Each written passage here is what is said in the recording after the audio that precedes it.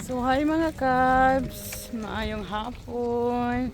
So wala ta naka-upload or naka-update for few days kay na-injured ang akong shoulder while nag-work. So I'm not feeling well lately. So karon ata sa farm. It's like almost 8 p.m. na diri no, pero hayag pa kaayo, and now we're going to move our cows to the other paddock kay ano na, para ma-clean up nila ang isa yung makaon po sila og daghan diri sa pikas. So here you go. So man ilahan paddock karon gitap na siya, gimawar na daan ang sagbot para nga nindot ang quality, and also para nga easy na po sa cow ang pagkaon kay nakat na daan. So kani sila nga mga kabakahan, gikan ni sila ani nga kuan diri gikan sila diri nga paddock na hurot na ilang break. So go na mga girlalos, go girls. Gugutom na. So kumusta ang tanan date sa kabakahan? Mag-move og baka og guma, mag-drench og calves, and mag-check sa mga calves dito sa runoff, no? Wala pa siya ano, hayag pa kaayo ang pero pa kaayo siya.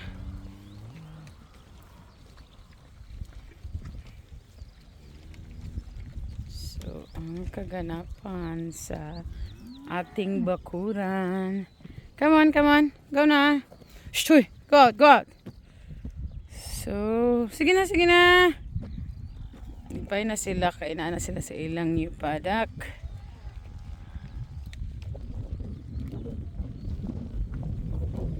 Isa na lang yung pagkaon, kat na. Oh, wala na siya eh.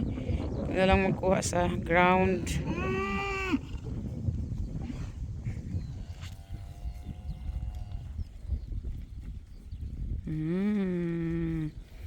Yummy, yummy. Yummy, yummy, gawi-gawi. Karon, let's proceed kay mag-set up ta og paddock for tomorrow.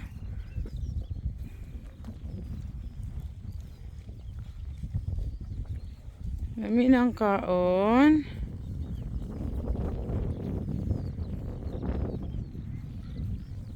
So, nabalhin na sila. Siya lang ang nagpabiling diri ang adlukan. Go now. Stoy.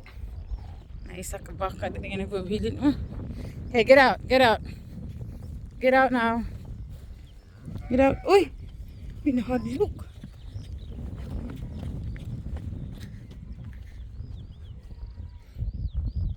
Hey, go out. Go out. Hadlok siya, gawas. Okay, go, go. Go there.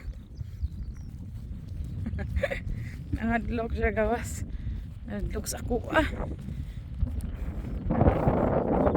That's it for now. Kan mag set up ako breaks for tomorrow.